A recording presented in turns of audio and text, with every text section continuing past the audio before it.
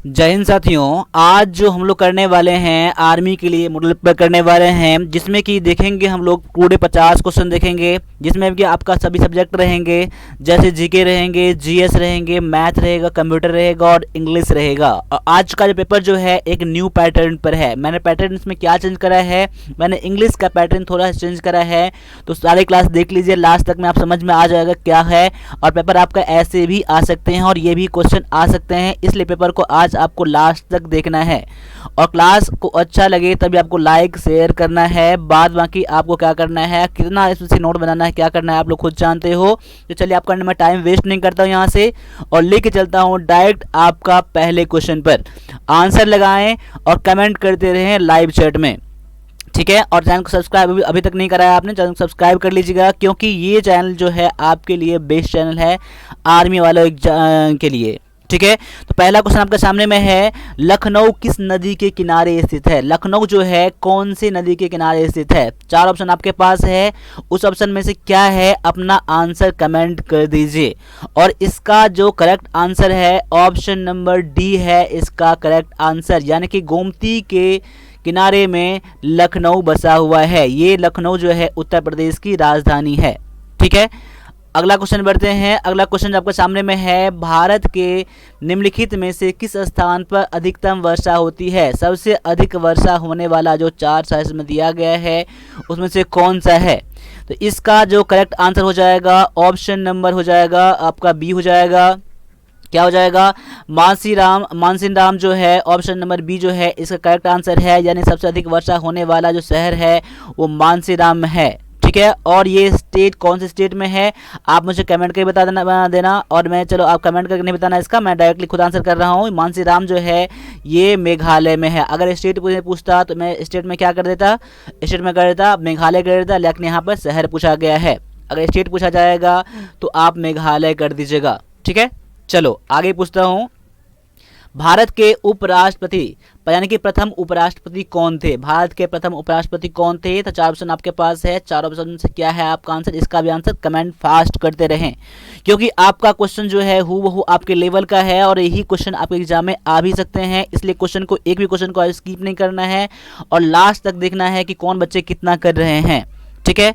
चलिए इसका जो करेक्ट आंसर हो जाएगा ऑप्शन नंबर ए हो जाएगा, डॉक्टर एस राधाकृष्णन, यानी कि डॉक्टर सर्वपल्ली राधाकृष्णन जो है भारत के प्रथम उपराष्ट्रपति थे, ठीक है। आगे आ जाओ। अगला क्वेश्चन आपके सामने में है कि रामकृष्ण मिशन की स्थापना किसने की थी। रामकृष्ण मिशन की स्थापना किसने की थी। फिर 4 ऑप्शन आपके सामने में है, आंसर देख लीजिए क्या है। मैं डायरेक्टली इसका ऑप्शन बता रहा हूँ, आज आंसर का मैं ऑप्शन नहीं पढ़ रहा हूँ। जहाँ मुझे लगेगा ऑप्शन पढ़ने हैं मैं वहाँ ऑप्शन बता दूंगा, लेकिन अभी आपको करने हैं। तो यहाँ देख लीजिए, यहाँ जो इसका करेक्ट आंसर हो जाएगा ऑप्शन नंबर बी हो जाएगा। क्या हो जाएगा, स्वामी विवेकानंद क्या है इसका करेक्ट आंसर है। तो अपने आप में जुनून पैदा करते रहें और एग्जाम के लिए तैयार रहें। एग्जाम का लेवल कुछ भी हो, एग्जाम का बिल्कुल क्रैक करना है। इस बार लास्ट चांस है, तो लास्ट चांस में जो भी है अपना जी जान लगा दीजिए आप लोग, ठीक है। और कमेंट करके आप मुझे बता दीजिएगा कि आप कौन से स्टेट से हैं, कौन से स्टेट अपना कमेंट जरूर कर दीजिएगा, ठीक है। निम्नलिखित में से किस राज्य की सीमा किसी पड़ोसी देश को नहीं छूती है। देखिए इसमें से 4 स्टेट दिया गया है, 4 राज्य दिया गया है, इसमें से कौन सा राज्य है जो कि किसी भी देश को नहीं छूता है, किसी भी पड़ोसी देश को नहीं छूता है। तो इसका जो करेक्ट आंसर है ऑप्शन नंबर ए है इसका करेक्ट आंसर, यानी कि झारखंड जो है, झारखंड किसी भी देश की सीमा को नहीं छूता है। तो ऑप्शन नंबर ए जो है इसका करेक्ट आंसर है। चलिए बहुत बढ़िया, ए करने वाला आंसर बिल्कुल सही है। जिसको नहीं पता है अभी आप स्क्रीनशॉट लेते रहो, बाद में आप इसका डायरेक्टली आप नोट बना लेना और रिवीजन करना, ठीक है। देखो आय क्या है, जब ध्वनि एक माध्यम से दूसरे माध्यम में प्रवेश करती है, जब ध्वनि एक माध्यम से दूसरे माध्यम में प्रवेश करती है तो अपरिवर्तित रहता है। उसमें से कौन सा चीज़ है 4 ऑप्शन में से जो कि चेंज नहीं होता है। इसका जो करेक्ट आंसर है देख लीजिए, थोड़ा टाइम मिल गया जब तक मैं बोल रहा हूँ। तो इसका आंसर है ऑप्शन नंबर डी है करेक्ट आंसर, यानी कि आवृत्ति क्या होता है, चेंज नहीं होता है। जब ध्वनि एक माध्यम से दूसरे माध्यम में जाता है तो यानी आवृत्ति अपरिवर्तित रहती है, ठीक है। क्लियर है, आगे बढ़ें। अगला क्वेश्चन है आपके सामने में, रासायनिक रूप से धावन सोडा है। धावन सोडा क्या है? रासायनिक रूप से धावन सोडा क्या है? क्या ऑप्शन आप देख लीजिए, ऑप्शन बहुत ही सिमिलर है, तो आंसर देने में, ऑप्शन चुनने में कोई भी गलती यहाँ पर मत करिएगा आप लोग, ठीक है। तो इसका जो करेक्ट आंसर हो जाएगा ऑप्शन नंबर बी हो जाएगा, सोडियम कार्बोनेट क्या हो जाएगा इसका करेक्ट आंसर। यानी कि रासायनिक रूप से धावन सोडा को क्या कहा जाता है? वजन सोडा को क्या कहा जाता है? सोडियम कार्बोनेट कहा जाता है। ऑप्शन नंबर इसका बी जो है बिल्कुल करेक्ट है। आप लोग ऐसे ही कमेंट में आंसर करते रहना। और आज जो आपका टाइम चेंज हो चुका है 8 PM में, यानी कि रात को 8 बजे डेली क्लास मिलता रहेगा आर्मी क्लर्क वालों के लिए, और आर्मी ड्यूटी वालों के लिए 10 बजे अब क्लास मिलेगा। और साथ साथ अगर आर्मी क्लर्क के लिए इंग्लिश का वीडियो कोर्स ज्वाइन करना चाहते हैं तो आप मुझे इस पर आप मुझे कांटेक्ट कर सकते हैं, या फिर आप OnePlus डिफेंस एकेडमी का मोबाइल एप्लीकेशन डाउनलोड कर लेना प्ले स्टोर से, और वहाँ पर खुद से क्लास ज्वाइन कर लेना। इसमें जो बेस्ट है आपके आर्मी के लिए इंपॉर्टेंट क्लासेस इंग्लिश का करा दिए गए हैं, तो ये आपके लिए बहुत ज़्यादा बेनिफिशियल रहेगा। इसलिए आपको क्लास करना है, और कहीं भी क्लास किए हैं तभी ये क्लास को आप करो, ठीक है। साथ साथ आप मॉडल पेपर इंग्लिश के लिए ई बुक भी आप ले सकते हो। चलो अगले क्वेश्चन पर आ जाओ। अगला क्वेश्चन है, निम्नलिखित में से सौर ऊर्जा से किसको विद्युत ऊर्जा में बदल सकते हैं? कौन से सौर ऊर्जा से विद्युत ऊर्जा में बदल सकता है? क्या होता है ये? क्या ये ऑप्शन इसका देख लीजिए, मैं ऑप्शन फिर नहीं पढ़ रहा हूँ, डायरेक्टली इसका आंसर मैं कर रहा हूँ। इसका आंसर है फिर से ऑप्शन नंबर बी है, सोलर सेल जो है इसका करेक्ट आंसर है, ठीक है। ऑप्शन नंबर बी इसका करेक्ट आंसर है। आगे बढ़ जाओ। अगला क्वेश्चन है, रक्तचाप नापने के लिए कौन से उपकरण इस्तेमाल किया जाता है? यानी कि हमारे जो ब्लड प्रेशर होते हैं वो चेक करने का इंस्ट्रूमेंट जो होता है वो कौन सा होता है? तो देख लीजिए आपके सामने में 4 ऑप्शन है, मैं इसका आंसर फिर से बता दे रहा हूँ। इसका आंसर है ऑप्शन नंबर डी है, ये है एस्फिग्मोमैनोमीटर है। क्या है? एस्फिग्मोमैनोमीटर है। ऑप्शन नंबर डी जो है इसका करेक्ट आंसर है। आगे आ जाओ। अगला है, नाइट्रोजन की परमाणु संख्या क्या है? नाइट्रोजन की परमाणु संख्या क्या है? 4 ऑप्शन आपके सामने में है, देख लीजिए। इसका जो करेक्ट आंसर है फिर से बता रहा हूँ, ऑप्शन नंबर डी है। यानी कि नाइट्रोजन की जो परमाणु संख्या है, एटॉमिक नंबर है, वो 7 है। ऑप्शन नंबर डी इसका करेक्ट आंसर है। तो 10 क्वेश्चन मैंने करा है अभी आपका जीके और जीएस का। अब आ गया है आपके सामने में मैथ का 10 क्वेश्चन। तो आप जब तक मैं इसका आंसर करूंगा तब तक आप सॉल्व करके आप कमेंट में आंसर करना, और कमेंट में कुछ ऐसा मत करना ताकि मुझे हमेशा के लिए रिमूव करना पड़े। बहुत सारे बच्चों को मैंने कमेंट में मैंने मैसेज देख कर मैंने रिमूव कर दिया है, कभी कमेंट नहीं कर पाएंगे वो, और हो सकता है चैनल से भी बाहर चले जाएं वो। इसलिए आप कमेंट में कुछ ऐसा ना करें, और यहाँ पर बस डायरेक्टली क्वेश्चन पर फोकस करें और आंसर करें आप, ठीक है। देखिए यहाँ पर जो है आपका सबसे पहले इसको क्वेश्चन बनाने के लिए यहाँ सॉल्व करेंगे। अब इन दोनों को घटाएंगे, कितना आ जाएगा? 1 आ जाएगा। यानी कि 80 में 1 जोड़ जाएगा, कितना हो जाएगा? 81। रूट अंडर में 81 हो जाएगा। इसको जब बाहर निकालेंगे तो 9 हो जाएगा।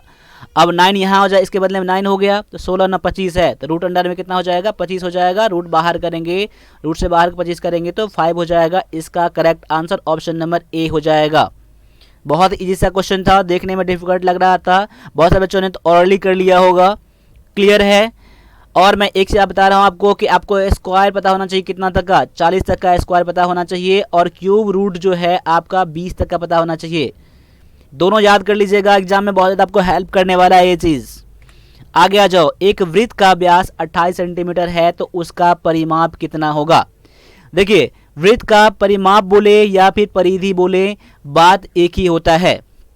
अब यहाँ पर देख लो, अगर मुझे व्यास दिया गया है, क्या दिया गया है? व्यास। व्यास यानी कि डी कहते हैं, डायमीटर कहते हैं, इसका वैल्यू है 28 सेंटीमीटर है। इससे आप त्रिज्या निकाल लीजिए, रेडियस निकाल लीजिए, 28 बटा में 2 हो जाएगा। यानी कि आर बराबर में क्या होता है? डी अपॉन में 2 होता है, यानी कि डायमीटर बटा में 2 होता है। इसलिए मैं फॉर्मूला मैंने यहाँ यूज़ कर दिया, काट के 14 सेंटीमीटर क्या निकल जाएगा? आपका त्रिज्या निकल जाएगा। अब देख लो वृत्त का परिमाप यानी कि पैरामीटर कितना होता है सर्कल का? ये होता है 2 पाई आर होता है। क्या होता है? परिमाप बोले या परिधि बोले, कितना होता है वृत्त की, ठीक है। यानी कि 2 इंटू में 22 बटा में 7 गुना में आर का वैल्यू है 14, काट दो यहाँ पर 7 दूना 14, 2 दूना 4, 88 सेंटीमीटर क्या हो जाएगा इसका? 28 सेंटीमीटर क्या हो जाएगा इसका? ऑप्शन नंबर इसका जो सी है बिल्कुल करेक्ट आंसर है। इसका परिधि हो जाएगा, परिमाप हो जाएगा। क्लियर है? आगे बढ़ते हैं अगले क्वेश्चन पर। क्वेश्चन नंबर 13 आपके सामने में है, देख लीजिए। दो संख्याओं का योग 45 है और उनका अनुपात 7:8 है, तो ये संख्याएं क्या है? अगर ऐसा क्वेश्चन आपको मिल जाए और दो संख्या आपको ऑप्शन में दिया रहे तो हमेशा आपको ऑप्शन से ही चलना है और कुछ नहीं करना है यहाँ पर। अब देखिए, दो संख्या ढूंढिए जिसका योग 45 है। इन दोनों का योग तो है 45, लेकिन अनुपात में 7:8 नहीं आएगा, इसलिए गलत हो जाएगा। ऑप्शन बी देख लो, इसको भी जोड़ के 45 आ जाएगा, लेकिन दोनों का अनुपात इतना नहीं आएगा, ऑप्शन बी भी नहीं होगा। ऑप्शन 3 पे आ जाओ, 21 अनुपात में 24 है। अब दोनों को जोड़ने पर तो 45 हो रहा है, बिल्कुल सही। और दोनों का अनुपात 3 7 21 3 8 24, दोनों का अनुपात 7:8 आ गया। ऑप्शन नंबर सी मैच कर गया, आपका ऑप्शन नंबर सी ही आंसर है। हमेशा आपको इस तरह के क्वेश्चन को आप डायरेक्टली ऑप्शन से ही करना। चलो, मैं उम्मीद करता हूं कि आपने बहुत सारे आंसर इसका करा होगा, बहुत बढ़िया है। आगे आ जाओ, अगले क्वेश्चन पर देख लो। अगला क्वेश्चन है, एक 4.2 सेंटीमीटर की त्रिज्या वाले गोले का पृष्ठीय क्षेत्रफल ज्ञात कीजिए।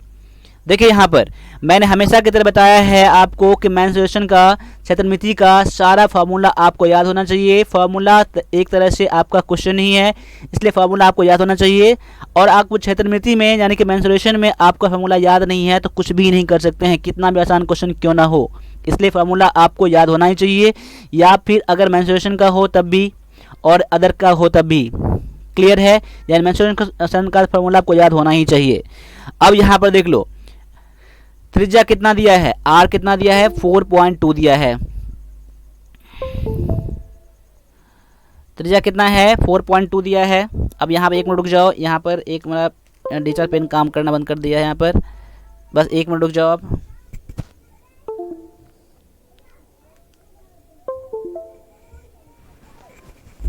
ठीक है, चलो अब काम कर रहा है। अब त्रिज्या कितना दिया, 4.2 सेंटीमीटर दिया गया है। अब देखो, गोले का जो पृष्ठ क्षेत्रफल होता है क्या होता है, यानी कि surface area of A sphere of कितना है यहाँ पर, सरफेस एरिया। सरफेस एरिया दिया, इसका फार्मूला दिया गया है 4πr²। ये क्या है, फार्मूला है गोले का पृष्ठीय क्षेत्रफल का। अब यहाँ पर देख लो, 4 इंटू में 22/7 कर लो, गुना में r² दिया ना, 4.2 गुना में 4.2। अब इसको हटा के 10 कर लो, हटा के यहाँ पर 10 कर लो, काट दो, 7 छक्के 42। अब यहाँ पर और भी देख लो, या कितना कितना हो जाएगा, 4 गुना में 22 गुना में 6 गुना में 42/100 हो जाएगा। देखो, इसको जब सॉल्व करोगे आप ना तो 21 इतना 0.76 आएगा इसको सॉल्व करने पर, इसको गुना करके भाग लगाने पर, यानी कि लगभग इसका मान जो आ जाएगा 222 सेंटीमीटर स्क्वायर हो जाएगा। ठीक है, इसको सॉल्व कर देना। मेन पॉइंट आपका यहाँ तक था फार्मूला। ठीक है, तो फार्मूला इसका मेन था, बाद में सॉल्यूशन करके इसका आप इतना कर देना, 221.76 आ जाएगा। लगभग मान इसका ऑप्शन नंबर ए आ जाएगा, 222। ठीक है, क्लियर है? अब आगे आ जाओ, अगला क्वेश्चन दिया गया है, कोट 45 डिग्री प्लस में कॉस 60 डिग्री का वैल्यू कितना होगा। अब देख लो, यहाँ पर ये करने के लिए आपके एग्जाम में वैसे जनरली अब तो आर्मी क्लर्क में ट्रिगोनोमेट्री क्वेश्चन नहीं आते हैं। ठीक है, लेकिन आपके जितने भी फार्मूले हैं ट्रिगोनोमेट्री का फार्मूला याद जरूर कर लेना, मैं इतना कहना चाहता हूँ। अब देखिए, कॉट 45 डिग्री का वैल्यू कितना होता है, 1 होता है, और कॉस 60 डिग्री का वैल्यू कितना होता है, 1/2 होता है। अब कुछ नहीं टाइम 1 कर लो, एलसीएम 2 हो जाएगा, 2 1 जा 2 यानी 3 में ये इतना हो जाएगा। ऑप्शन नंबर क्या आपका सी मैच कर गया। ठीक है, इतना यानी कि ट्रिगोनोमेट्री कितना वैल्यू होता है ना, उसको आप जरूर याद कर लेना। ठीक है, इससे क्वेश्चन आपके आ जाएंगे एग्जाम में। चलो आगे आ जाओ, अगला क्वेश्चन आपके सामने में है, एक शंकु का संपूर्ण पृष्ठ सूत्र क्या होता है। अब देखिए, क्वेश्चन आ गया आपके सामने में एक फॉर्मूला के रूप में। तो आपका यहाँ देख लीजिए कि एक शंकु का संपूर्ण पृष्ठ कितना होता है, यानी कि टोटल सरफेस एरिया कितना होता है। अब देख लो, इसका फॉर्मूला डायरेक्टली याद कर लो, ऑप्शन नंबर बी है πrl प्लस में r²। इसको आप ऐसा भी कर सकते हैं, πr कॉमन ले लीजिए, l प्लस में r, कहीं कहीं पर आपको देखने के लिए भी मिल जाएगा। इसको जब सॉल्व करेंगे ना तो πrl प्लस πr², ये फार्मूला बन जाता है। इसलिए ऑप्शन नंबर इसका बी जो है बिल्कुल करेक्ट है। फार्मूला आप याद कर लीजिएगा। मैं आपसे लोगों से रिक्वेस्ट करता हूँ, तभी आप क्वेश्चन में मेंस्ट्रुएशन क्वेश्चन आते ही आते हैं आप एग्जाम में, ठीक है। फार्मूला मस्ट है मेंस्ट्रुएशन के लिए, फार्मूला जरूर याद कर लेना। चलो आगे आ जाओ, अगला क्वेश्चन दिया गया है कि 16% साधारण ब्याज पर 3 वर्ष के लिए उधार लिया गया, 11,360 रुपया 3 साल बाद लौटाया गया तो उधार की रकम कितनी है। अब देखिए जितना रकम उधार दिया गया उस पर ब्याज का रेट कितना था, आपका इतना था, और 3 वर्ष के लिए दिया गया, तब लास्ट में जो उसको ब्याज सहित वापस किया गया उसे हम लोग कहते हैं मिश्रधन। मिश्रधन यानी कि इंग्लिश में बोलेंगे अमाउंट, क्या बोलेंगे अमाउंट, इतना वापस किया, इसमें कि ब्याज भी है और मूलधन भी है। तो पूछ रहा है वो मूलधन जो है वो रकम कितना था। देखिए ये करने के लिए आप ऐसा भी कर सकते हैं, उसका क्या आप मूलधन मान सकते हैं, यानी कि प्रिंसिपल मान सकते हैं, एक्स मान सकते हैं या पी मान सकते हैं, कुछ भी मान सकते हैं, तभी बन जाएगा। लेकिन इसके लिए मैं आपको फार्मूला बता दे रहा हूँ एक, और फार्मूला बहुत जगह आपको नहीं मिलेंगे, बहुत सारी किताब में नहीं मिलेंगे डायरेक्टली प्रिंसिपल निकालने के लिए, जब आपका अमाउंट दिया हो यानी कि मूलधन दिया हो तब। देखिए फार्मूला क्या है, P बराबर में क्या होता है, A इंटू में 100 अपॉन में 100 प्लस में RT, जब मिश्रधन दिया हो तब। डायरेक्टली फार्मूला, बहुत जगह फार्मूला आपको नहीं मिलेंगे, इसलिए फार्मूला आपको याद करना जरूरी है। 11,360 इंटू में 100 अपॉन में 100 प्लस में कितना है RT कितना है 16 और 3 है, 16 या 48 हो जाएगा, यानी कि 11,360 गुना में 100 अपॉन में 148, ठीक है। इसको सॉल्व करने पर लगभग मान इसका इतना आ जाएगा, तो इसको सॉल्व कर लीजिएगा आप। ऑप्शन नंबर डी इसका करेक्ट आंसर है। क्लियर। चलो आगे आ जाओ, अगला क्वेश्चन दिया गया है, एक पिता अपने पुत्र से 2 गुना बड़ा है, 20 वर्ष पहले पिता अपने पुत्र की आयु से 12 गुना था, तो पिता की वर्तमान आयु कितनी है। देख ले, बहुत अच्छा सा क्वेश्चन है, बहुत ही सिंपल सा क्वेश्चन है, देख लीजिए। अब यहाँ पर मैं मान लेता हूँ क्या, एक पिता की उम्र क्या है, अपने पुत्र से 2 गुना है, तो मैं मान लेता हूँ कि सन का एज यानी कि पुत्र का एज कितना है, x वर्ष है, ठीक है।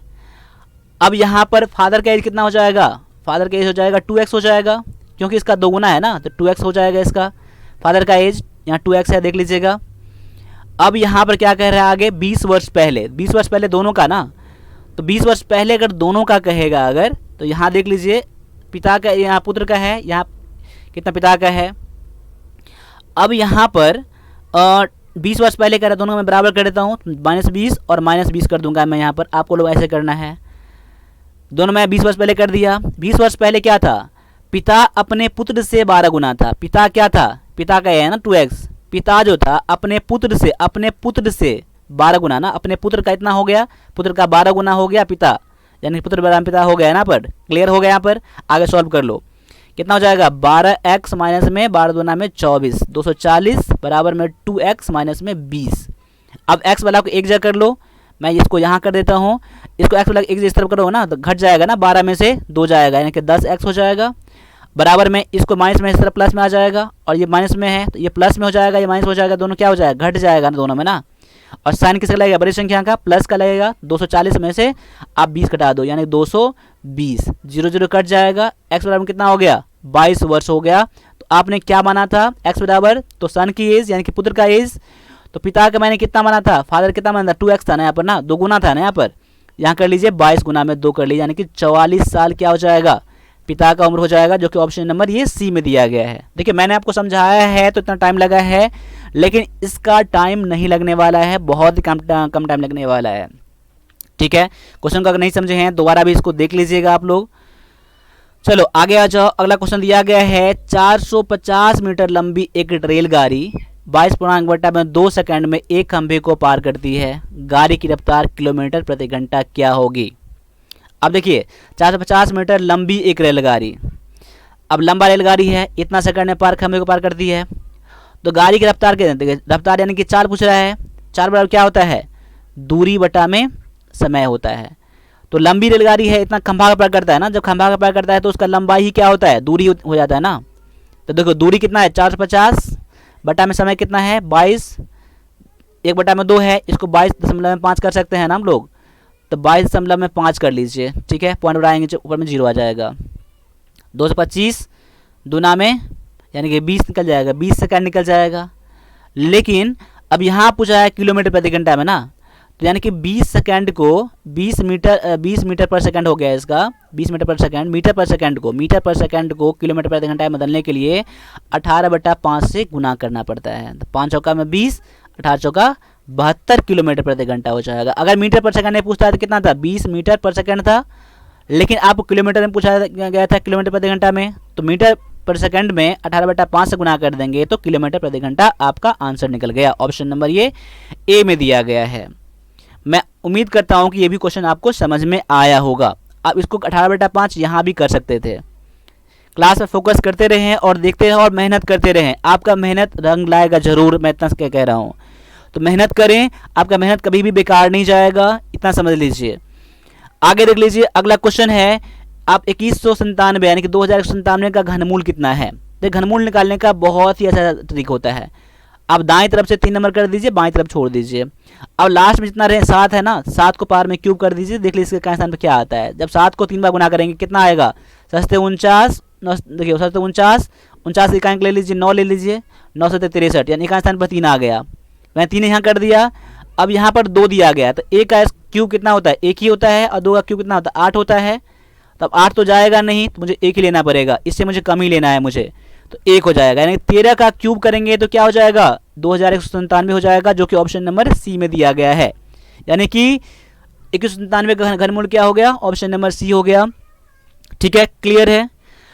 अब आगे आ जाओ। अभी मैंने 10 क्वेश्चन आपको मैथ का भी बता दिया और उम्मीद करता हूँ कि आपने इसमें अच्छा परफॉर्म करा होगा और आपको लगेगा कुछ लेवल बड़ा है, तो कोई लेवल बड़ा नहीं है, इस तरह का लेवल आपको करके जाना है एग्जाम में, किसी से पीछे नहीं रहना है आपको। ठीक है, बाद बाकी इंग्लिश से डर लग रहा है तो मैंने इंग्लिश के लिए आपको क्लास बना दिया है, बहुत सारे वीडियो बना दिया है इस पर, यूट्यूब पर भी। और स्पेशल आर्मी का क्लास जो चला था वीडियो कोर्स उसका है अभी, जो कि 500 का है, तो आप ज़रूर ज्वाइन कर लेना। आप कहीं भी क्लास अभी तक में किए हैं तब भी ज्वाइन करने में कोई दिक्कत अगर हो तो मुझे इस पर आप मुझे व्हाट्सएप कभी कर दीजिएगा। ठीक है, और व्हाट्सएप जब भी करें तो अपना नेम और अपना सीटी मुझे ज़रूर मैसेज कर दें। ठीक है, चलो अब क्वेश्चन आपका कंप्यूटर से 5 क्वेश्चन है, तो कंप्यूटर का देख लीजिए क्या है। निम्नलिखित में से कौन सा ऑपरेटिंग सिस्टम नहीं है, कौन सा ऑपरेटिंग सिस्टम नहीं है, यहाँ पर देख लीजिए। तो यहाँ पर जो ऑप्शन नंबर आपका MS वर्ड जो है ये एक ऑपरेटिंग सिस्टम नहीं है। MS DOS लिनक्स और विंडोज़ क्या है, एक ऑपरेटिंग सिस्टम है, लेकिन MS वर्ड क्या है, एक एप्लीकेशन सॉफ्टवेयर है, क्या है, इसलिए आपका ऑप्शन नंबर बी क्या हो जाएगा, करेक्ट आंसर। क्लियर है, आगे आ जाओ। बोल रहा है विद्युत भंग होने पर जो मेमोरी समाप्त हो जाती है उसे क्या कहते हैं। यानी कि जो अगर मान लिया जाए अगर पावर कट जाएगा कंप्यूटर से और सो मेमोरी क्या हो जाएगा, लॉस हो जाएगा, उसको क्या कहते हैं हम लोग। क्या उसको वोलेटाइल या रोम मेमोरी या दोनों या इनमें से कोई नहीं, तो इसको कहते हैं हम लोग वोलेटाइल मेमोरी कहते हैं। ऑप्शन नंबर ए हो जाएगा इसका करेक्ट आंसर। ये आप लोगों को भी पता होगा, बहुत इजी सा क्वेश्चन था। आगे आ जाओ, अगला क्वेश्चन आपके सामने में है कि निम्नलिखित में से कौन सा एक टोपोलॉजी नहीं है। टोपोलॉजी कौन सा नहीं है, तो देख लीजिए 4 ऑप्शन देख लीजिए। अगर नहीं पता होगा तो इसका आंसर जरूर नोट कर लेना आप लोग। इसका आंसर है ऑप्शन नंबर डी है कि नेट टोपोलॉजी नहीं है। बाद बाकी बस टोपोलॉजी है, रिंग टोपोलॉजी है, स्टार टोपोलॉजी है, लेकिन नेट टोपोलॉजी नहीं है। ऑप्शन नंबर डी है इसका करेक्ट आंसर। आगे आ जाओ, पास्कल है। पास्कल क्या है, पास्कल के बारे में सुना होगा आपने, C++ के बारे में सुना होगा आपने, बेसिक के बारे में सुना होगा आपने। ये सब क्या है, ये सब है एक लैंग्वेज। क्या है, लैंग्वेज है जो कंप्यूटर में यूज किया जाता है। ऑप्शन नंबर सी हो जाएगा इसका करेक्ट आंसर। क्लियर है ना यहाँ पर। अब एक क्वेश्चन और है आपका कंप्यूटर का, क्या कह रहा है, प्रोग्राम हेतु सर्वप्रथम विकास की गई कंप्यूटर की भाषा कौन सी है, कंप्यूटर भाषा कौन सी है, सर्वप्रथम विकसित की गई भाषा कौन सी है। ठीक है, तो ये है आपका ऑप्शन नंबर डी है, क्या है, फोर्ट्रन है। क्या है, फोर्ट्रन है। अब फोर्ट्रन का फुल फॉर्म भी कभी कभी पूछ लिया जाता है, तो फोर्ट्रन का फॉर्मूला क्या होता है, देखो यहाँ पर इसका होता है फॉर्मूला, इसका होता है ट्रांसलेशन। क्या होता है, फॉर्मूला होता है और इसका होता है ट्रांसलेशन। तो याद कर लीजिएगा, फोर्ट्रन का फुल फॉर्म क्या होता है, फॉर्मूला ट्रांसलेशन होता है। अभी मैंने 5 क्वेश्चन आपको बता दिया कंप्यूटर का भी। अब आ जाओ मेन इंपॉर्टेंट सेक्शन जो है आपका इंग्लिश का। देखिए आपका पैसेज ये दिया गया है। अब मैं पैसेज को इसमें सॉल्यूशन अभी नहीं करूंगा, और पैसेज का मैं सॉल्यूशन करके नीचे में लिंक डाल दूंगा डिस्क्रिप्शन में, वहां से आप सर्च करके इस वीडियो को देख लीजिएगा पैसेज को। लेकिन आप यहां पर बनाइए, अभी आप वीडियो को पॉज कर लीजिएगा या आप स्क्रीनशॉट लेके बाद बना लीजिएगा। आप फिर 50 क्वेश्चन में कितने क्वेश्चन बनाया आपने वो भी सॉल्व करके मुझे बता दीजिएगा, 50 क्वेश्चन में कितना बनाया आपका। अब इसकी स्क्रीनशॉट ले लो आप, और मैं इसका आंसर भी बता दे रहा हूँ, बाद बाकी मैं इसका सॉल्यूशन करके आपको इसमें लिंक डाल दूंगा नीचे में, पैसेज 1 और पैसेज 2 का रहेगा। ठीक है, अब नोट कर लेना है इसका आंसर। ठीक है, बाद में आप सॉल्व जैसे करो इसको अब। ठीक है, देखो अब यहाँ पर पहला का आंसर क्या हो जाएगा, पहला का आंसर क्या नोट कर लेना, यहाँ पर डी मैं कर देता हूँ, 26 का डी, यहाँ पर 27 का मैं कर देता हूँ ए हो जाएगा, 28 का हो जाएगा यहाँ पर डी, और 29 का यहाँ हो जाएगा आपका हो जाएगा बी हो जाएगा। देखिए मैं बी यहाँ कर दिया मैंने बी। अब यहाँ पर आपका 30 का क्या हो जाएगा, 30 का हो जाएगा बी। ठीक है, अब यहाँ मैंने बता दिया, एक पैसेज और ही है आपका, स्क्रीनशॉट ले लो अभी और देख लो क्या है। देखो अब यहाँ पर 31 का क्या हो जाएगा आंसर देख लेना, यहाँ पर 31 नोट कर ले लो आप, इसका आंसर हो जाएगा बी। ठीक है, और इसका आंसर आपका हो जाएगा आगे 32 का हो जाएगा ए। ठीक है, और 33 का आंसर जो हो जाएगा आपका डी, 34 का आंसर आप नोट कर लेना यहाँ पर ए हो जाएगा, और 35 का यहाँ पर आंसर हो जाएगा आपका ए हो जाएगा। ठीक है, क्लियर है। अब मैं आगे बता रहा हूँ आपको सॉल्यूशन करके। ठीक है, मैं इसका पैसेज का मैं लिंक दे दूंगा डिस्क्रिप्शन में, अपना वेट कर लेना आप। ठीक है, चलो आगे देख लो। अब क्या दिया गया है, we were reluctant to spend so much money on such a short trip. देखो आप एग्जाम में आपको यहाँ पूछ रहा है कि क्लोजेस्ट मीनिंग है क्या है, इसका यानी कि सिनोनिम पूछ रहा है, जो अंडरलाइन दिया गया है वर्ड इंडिकेट किया गया है रिलक्टेंट, यानी कि रिलक्टेंट का आपका सिनोनिम क्या होगा। देखिए मैंने क्या बताया था, थोड़ा सा न्यू पैटर्न मिलेगा, देखिए सिनोनिम ही है लेकिन यहाँ आपको हेल्प हो गया।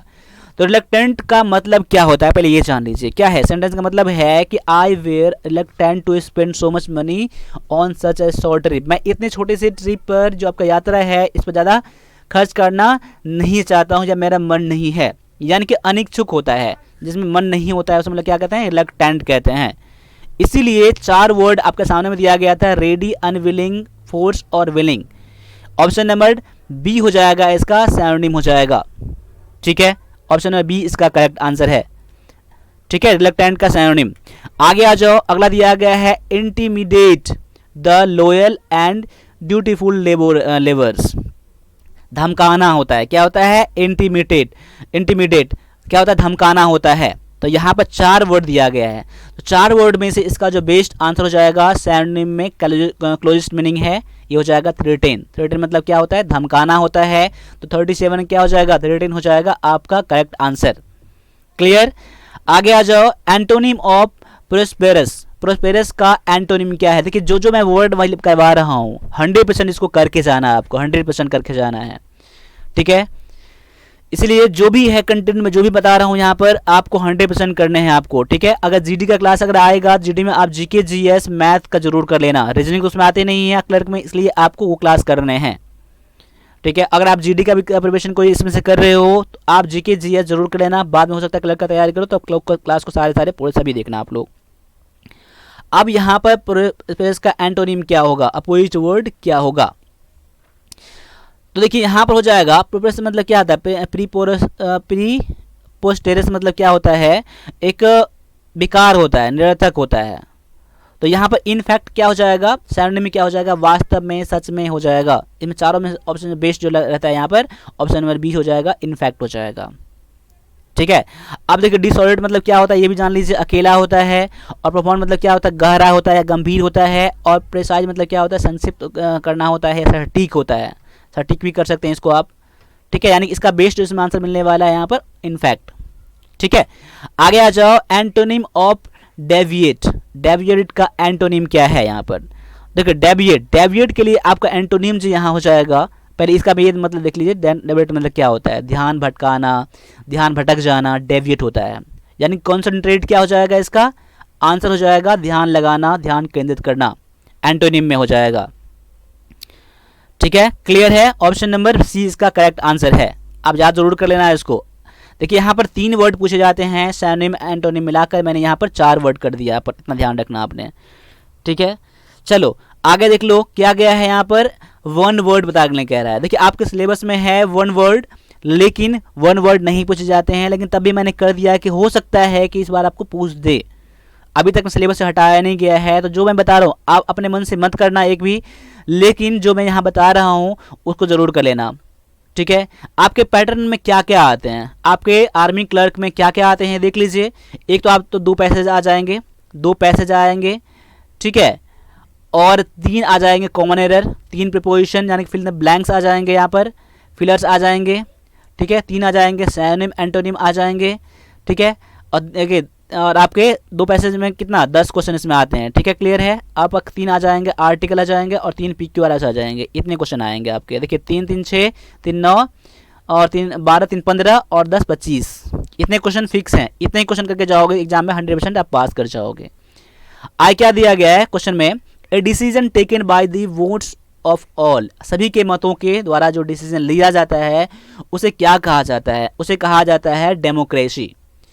ठीक है, a decision taken by the votes of all, सभी के वोट के द्वारा के आधार पर जो डिसीजन लिया है तो उसे क्या कहते हैं हम लोग, डेमोक्रेसी कहते हैं, जैसे इंडिया में है। ठीक है, ऑप्शन नंबर बी इसका करेक्ट आंसर है। आगे देख लो क्या है, a place where words are kept is called, ऐसे जगह पर को क्या कहते हैं जहाँ पर बर्ड्स को रखे जाते हैं। इसका जो कभी मत करना, इसका हो जाएगा एवियरी। एवियरी क्या होता है इसका करेक्ट आंसर, ऐसा जगह है जहाँ पर बर्ड को रखा जाता है, जिसके चिड़िया खाना कहा जाता है। ठीक है, चलो आगे बढ़ जाओ। अगला क्वेश्चन दिया गया है 42 में कि इफ़ ही वर्क हार्ड, यहाँ आपको वर्ड फिल करने हैं, आपको क्या हो जाएगा, if he work hard he in the recruitment examination, क्या हो जाएगा, अगर वो बहुत ज़्यादा मेहनत करेगा तो ही करता तो क्या आता है, ही वुड हैव पास्ड हो जाएगा। ऑप्शन नंबर बी इसका क्या हो जाएगा करेक्ट आंसर, देख लेना मैच करके। ठीक है, चलो आगे आ जाओ। अगला दिया गया है, फिर आपको फिल करना है आपके वर्ड से, do you come to school bus, यानी क्या हो जाएगा, इन बस या एट या फिर ऑन या फिर बाय। तो इसका करेक्ट आंसर कर देना आप लोग बाय, किसी चीज़ के द्वारा। ठीक है, किसी चीज़ की हेल्प से, ऑप्शन नंबर डी हो जाएगा आंसर, जो आप बस से आते हैं। ठीक है, बस के द्वारा आते हैं। ठीक है, आगे आ जाओ। You will be cured this disease eight earliest, ये क्या हो जाएगा, देखिए जब अर्लीस्ट दिया गया है ना, सुपरलेटिव डिग्री दिया गया है, तो इधर बच्चा जान लीजिए उससे पहले 2 ही आएगा, एन तो आएगा नहीं, यानी कि 2 वाला तो 1 ही दिया गया है। बाद में देख लो यहाँ पर ऑफ फिट करेगा, यहाँ पर और ऑफ फिट कर जाएगा, तो ऑप्शन नंबर ए बिल्कुल बी का करेक्ट हो जाएगा। वैसे भी अभी किसी ऑप्शन में सेकंड वाला में 2 दिया नहीं गया है, इसीलिए आपको ऑप्शन बी भी हो जाएगा। और यहाँ पर क्योर्ड ऑफ भी होता है, you will be cured of this disease at the earliest, बहुत जल्दी आप इससे ठीक हो जाओगे। ठीक है, क्लियर है। आगे आ जाओ। आगे दिया गया है वर्ड फिल करने हैं कि you can imagine how I suffered in his company. अब देखिए सफ़र किया गया है, उसे परेशान किया गया है, तो मैनी, हाउ मैनी तो आएगा नहीं यहाँ पर, काउंटेबल नाउन तो है नहीं यहाँ पर। अब मैनी हो जाएगा, मोर खत्म हो जाएगा, मोस्ट भी खत्म हो जाएगा। यहाँ पर मच ही फिल करने वाला सबसे ज़्यादा, how much I suffered, how much, तो मच वाला 1 है। बाद में कि आप हार्डली भी यहाँ फिट करोगे तो बैठ जाएगा, यू कैन हार्डली इमेजिन, शायद ही आप इस बात को इमेजिन कर सकते हैं, समझ सकते हैं। ठीक है, ऑप्शन नंबर ए क्या हो जाएगा इसका करेक्ट आंसर। क्लियर, चलो आगे आ जाओ। आगे दिया गया है आपको यहाँ पर identify the kinds of pronoun in the following sentence. अब यहाँ पर हु के नीचे में टिक लगा दिया गया है, तो हु जो है कौन सा प्रोनाउन यहाँ पर किस प्रोनाउन की तरह यूज़ किया गया है। देखिए I met my friend who was my class fellow, who क्या है यहाँ पर, रिलेटिव प्रोनाउन है, क्या है, रिलेटिव प्रोनाउन है, relative pronoun. Option number B हो जाएगा करेक्ट आंसर। आपने प्रोनाउन पढ़ा है और मैंने क्लास में बताया है, तो इसको जरूर कर लेना आप लोग। ठीक है, प्रोनाउन का जो भी चैप्टर है कर लेना आपको। देखिए ग्रामर में मेन क्या पढ़ना है आपको, आर्टिकल पढ़ना है, नॉन पढ़ना है, प्रोनाउन पढ़ना है, वर्ब पढ़ना है, एडवर्ब पढ़ना है, एडवर्ब और प्रीपोजिशन कंजक्शन पढ़ना है आपको। ठीक है, इतने मेन है आपके, टाइम एंड टेंस तो पढ़ना ही है आपको। ठीक है, इतने बजाज आप क्लियर हो जाएंगे आपके आर्मी क्लर्क एग्जाम।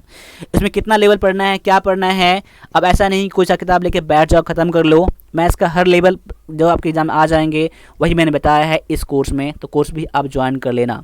खास इसमें जो मेन जो है पैसेज को बहुत बढ़िया से बताया गया है लाइन बाय लाइन, इसलिए आप क्लास ज्वाइन कर लेना चाहिए। ठीक है, अगर डर दूर हो जाएगा क्लास सारी खत्म करने के बाद। ठीक है, और मेन रहा पैसेज के लिए, तो पैसेज के लिए मैंने इससे पहले भी क्लास कराया है मैंने, तो पैसेज उसमें मैच कर रहे हैं एग्जाम में। तो ये इसमें भी आपके पैसेज मैच करने के चांसेस पूरे पूरे बन रहे हैं। ठीक है, चलिए यहाँ पर पैसे की टेंशन मत लेना आप लोग, ठीक है, क्योंकि 500 रुपये आपकी ज़िंदगी में कभी कितने आएंगे ये पता नहीं है, आप लोगों को पता नहीं है। ठीक है, आगे देख लो क्या है। Not only did he help her but dropped her home safely no error. यहाँ पता करना है आपको, एरर पता करना है। देखिए यहाँ पर क्या हो जाएगा, not only did he help but dropped her. आप समझ गए होंगे मैं क्या कर रहा हूँ। बट ऑल्सो क्या होता है, नॉट ओनली क्या होता है, बट ऑल्सो। यहाँ पर ऑल्सो देना चाहिए था, ऑप्शन नंबर बी आपका एरर है। ठीक है, बट ऑल्सो। क्लियर, आगे आ जाओ। अगला दिया गया है the fireman wore inflammable clothing for protection no error. यहाँ पर एरर क्या है, देख लीजिए, एरर मिल जाएगा पार्ट नंबर बी में। मैंने एक क्वेश्चन बता दिया है एक बार मैंने आपको। देखिए इनफ्लेमेबल जो है क्या पहना है प्रोटेक्शन के लिए, इनफ्लेमेबल ना, तो इनफ्लेमेबल नहीं होता है, ये ज्वलनशील होता है। जब प्रोटेक्शन के लिए क्या ज्वलनशील पहनेगा, क्या जलने वाला पहनेगा, नहीं। यहाँ क्या हो जाएगा, नन इनफ्लेमेबल हो जाएगा, नन इनफ्लेमेबल, जिसमें आग नहीं लगता है। ठीक है, इसलिए यहाँ पर नन लगना चाहिए था, नन इनफ्लेमेबल आना चाहिए था। ठीक है, ऑप्शन में बी, इसलिए आपका एरर है। आगे आ जाओ, ये क्वेश्चन आपका PQRS से क्वेश्चन है आपका, देख लीजिए क्या है। अब क्या है, I read N advertisement that said. मैंने एक पढ़ा है एडवर्टीजमेंट जिसमें कहा गया है, आपको PQRS को अरेंज करना है एक प्रॉपर ऑर्डर में, आपको आंसर करना है। उसके बाद उसमें क्या कहा गया है कि देखो हाँ, पॉज एयर कंडीशनड अब स्टार्ट हो सकता है। सेड जेंटलमैन ऑफ टेस्ट, ये भी स्टार्ट नहीं होने वाला है। सेड आर अवेलेबल, आर वाला से स्टार्ट होगा, ये भी नहीं होगा। सेड फुली फर्निश्ड रूम, देखिए ये भी हो सकता है, कोई दिक्कत नहीं, यहाँ पर हो सकता है। लेकिन देखिए सबसे ज़्यादा फुली फर्निश्ड रूम क्या, उससे पहले तो आप एयर कंडीशन का यूज़ करोगे ना पर ना, तो ये तो कर सकते हो। अभी यूज़ करोगे नहीं, तो मैं कोशिश करता हूँ क्या पी से स्टार्ट कर लूँ। जब मैं पी से स्टार्ट करूँगा तो posh air conditioned fully furnished room are available, देख लो यहाँ पर पी के बाद मैं एस मैच कर रहा हूँ, बिल्कुल मैंने मैच कर रहा है। उसके बाद आर अवेलेबल फॉर किसके लिए, जेंटलमैन के लिए। ठीक है, ऑप्शन नंबर देखो PSRQ, पी के बाद SS में दिया गया है, RQ में दिया गया, ऑप्शन नंबर बी ही इसका करेक्ट आंसर हो जाएगा। इसको मैच करके आराम से देख लेना एक बार आप लोग। ठीक है, चलो आगे आ जाओ। अगला क्वेश्चन दिया गया है, लास्ट क्वेश्चन दिया गया है। ठीक है, देखिए यहाँ पर as a youth extravagant clothes and adopting he was a dandy or melodramatic Byronic pose who delighted in wearing। देख लीजिए यहाँ पर क्या है, एज ए यूथ, देखिए as a youth he was a dandy use करेंगे आप लोग। देखिए क्योंकि as a youth extravagant clothes, यहाँ कोई मैच सेंस नहीं मैच ले रहे, यहाँ पर ये भी नहीं होगा। एज ए यूथ या क्या मेलोड्रामिक पोज, यहाँ आपको ये भी मैच नहीं कर रहा है। As a youth who delighted in, देखिए ये भी स्टार्ट हो सकता है, लेकिन उससे पहले मैं ये अगर कर दूं कि ही वाज अ डैंडी, बहुत उतावला था, बहुत ही मनचली था। ठीक है, तो who was dandy, he was dandy who delighted in wearing, किस में खुशी मिलता था उसको, he was wearing extravagant cloth, जिसमें बहुत ज़्यादा खर्च होता है, बहुत ज़्यादा महंगा होता है वो, तो वो यानी कि यहाँ पर देखो क्यू के बाद मेरा एस मैच कर रहा है, एस के बाद मेरा पी मैच कर रहा है। यहाँ पर क्यू एस पी मैच कर रहा है। कैसा कपड़ा, तो कैसा कपड़ा पहनना पसंद करता है, तो एक्स्ट्रावेगेंट क्लॉथ, वेयरिंग से आपका एक्स्ट्रावेगेंट क्लॉथ आ गया।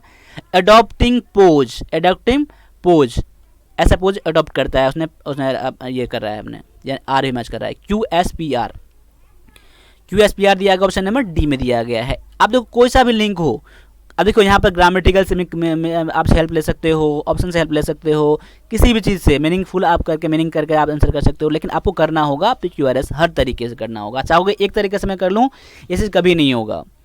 ठीक है, बाद बाकी अगर आपको ऐसे टेस्ट लगाने हैं, इससे बढ़िया में टेस्ट लगाने हैं, तो आपके लिए आपका मॉडल पेपर तैयार कर दिया गया है 10 पेपर का, इससे आप लगाएं और 100% है जो आप इसमें करके जान लोगे कि आप कितना आप कर सकते हो, आपने कितना पानी में हो, कितना आप एग्जाम में कर सकते हो। तो आप लेवल हो सकता है एग्जाम में ज़्यादा बढ़ जाए इस बार, इसलिए आप लोगों को और करना है इस बार मेहनत। ठीक है, इसलिए आप पेपर को आप परचेज कर लो और 10 पेपर इसमें दिया गया है, आपको PDF मिल जाएगा, इसका लिंक मैंने डाल दिया है डिस्क्रिप्शन में, वहाँ से कर लेना। देखो यहाँ पर 2 मिल जाएंगे, वॉल्यूम 1 वॉल्यूम 2। वॉल्यूम 1 पहले वाला जो थोड़ा हार्ड लेवल है, और ये पेपर थोड़ा मॉडरेट लेवल का ही पेपर है, इसको जरूर करना आप लोग। या फिर वहाँ से लिंक से परचेज कर लो, या डायरेक्टली मुझे व्हाट्सएप कर देना, पेमेंट करके स्क्रीनशॉट मुझे भेज देना। मैं आपको 5 मिनट के अंदर आपको ये PDF आपको सेंड कर दूंगा आपके व्हाट्सएप पर। तो अभी के लिए बस इतना ही रहने दीजिए, मिलते हैं अगले क्लास में। तब तक के लिए सभी से एक बार फिर से जय हिंद,